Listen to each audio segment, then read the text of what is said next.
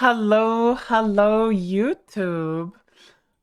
I'm just want to make a quick video explaining how Warcries work, because in the next season of Torchlight, I will be using two Warcries in my Aircraft 3 build, and I thought it's probably a good idea to just have a video out ready, just explain to people how Warcry scaling works and what exactly you're doing with Warcries. So, we're going to be using Fearless Warcry and we're going to be using Resurrection Warcry. Now, there's two important things to note, especially about Resurrection Warcry. The first thing is, for each enemy affected, you gain -2% additional damage taken, up to -60% additional damage taken. So this Warcry caps out at -6% additional damage taken, and this -2% additional damage taken for each enemy affected stacks up to 8 times. This line right here is very important, because what this essentially is saying is, if you stand in a circle and there's like 20 enemies around you and use your Warcry, it was only going to give you the -2% additional damage taken stack 8 times, okay? 8 times. Which is going to give you -16% DR. But if you equip Formless, the main time Formless, it has this line. Doubles max Warcry skill effects. Now, it can be a bit confusing like what this means. It's not super duper clear on the wording. But in essence, what this does is it takes your stacking up to 8 times and it doubles it. So now, instead of being capped to 8 enemies, we are capped to 16 enemies. 16 enemies, which is going to give us -32% DR. It's doubling its effectiveness already. But let's be real, most of the time when you're going to be using your Warcry, you're not going to be hitting 16 enemies. So how the fuck are you getting this -16? Like, how are you even, like, getting this max effectiveness out? Well, that's where the next step comes in. +4 to minimum number of enemies affected by Warcry. So, in this game, we have a few sources of that. You can get it on the Brave Tree, +4 to the minimum number of enemies affected by Warcry. You can get it as a Slate mod. And, most importantly, we can get it on a legendary item called Craggle's Roar. On Craggle's Roar, we have this line. For each different Warcry cast, +4 to 6 to the minimum number of enemies affected by Warcry. Now, we use 2 Warcries in our build, right? Because we're using 2 Warcries in the build, this number is actually... Oh god. What happened? This number is actually going to be +8 to +12. So if you have a +6 Craggles, and you have the talent point from Brave, this is going to give you +12, this gives you +4, and then you get +16. Now, what this means, what does it mean to have +16 to the minimum number of enemies affected by Warcry? That means that every time you use a Warcry, the game will pretend like you're hitting 16 enemies with your Warcry, which means you're always gaining the max effectiveness that you can from your Warcry.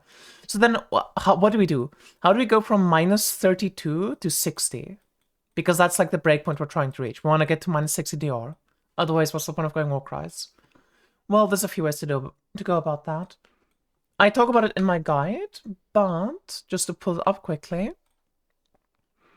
the first thing that we want to do is we do want to use the Captain Kitty of the Fierce Sea pet. This will give us 20% additional Warcry skill effect at level 1, as well as giving us 18%, I think, or 12% Warcry effect inside the pet itself.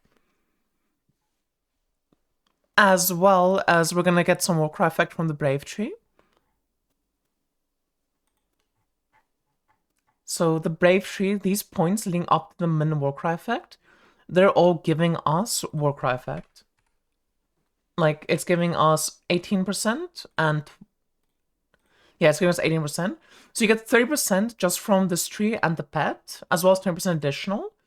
And then on top of that, you only need another 30% Warcry effect to reach the cap of -60. Why 30%? Well, let me show you. So by default, you have 100 Warcry effect, right? Now, Captain Skitty is giving us 10% additional.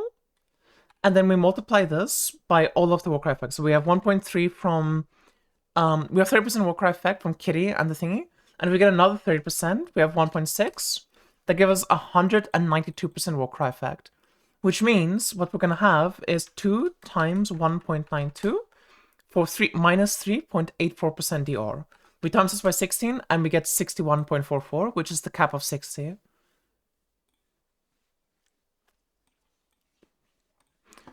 So, in essence, that's just the theory behind Warcries. I think Warcries are in such an insanely strong state, because not only, okay, you might look at this and be like, okay, that's great and all, but what about, you know, what about, like, offense, stuff like this? This is, like, a lot of investment for defense, because you're giving up a main talent, you're giving up a pet slot, you're doing all these things. But on top of all of that, what you're doing, you're also gaining a ton of damage from it, actually. Because if we look at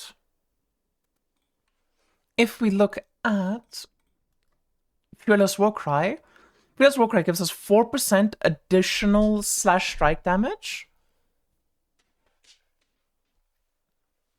for enemy skill. Wait, sorry, no, it doesn't give us that much. It gives us 5.9% additional slash strike damage, and again, we're going to be playing Berserking Blade, which is a slash strike skill. So, if we calc this out, we're going to have 5.9 as our base effect, then we add our Warcry effect, and then we times this by 16, and all of a sudden, this Fearless Warcry is giving us 181% additional damage. So we are getting 2.8 times more damage by using Fearless Warcry, as well as 60% damage reduction from using Resurrection Warcry. So I think it's just overall extremely strong and worth our time to invest into for the Eric of 3 build. And pretty much just any melee character, I think, should invest into Warcries. They're just extremely powerful. But anyway, that's great from YouTube. Just a quick video explaining a very basic mechanic that not everyone's gonna understand. I know it took me a bit to like figure out exactly how this stuff works. And I hope you all have a lovely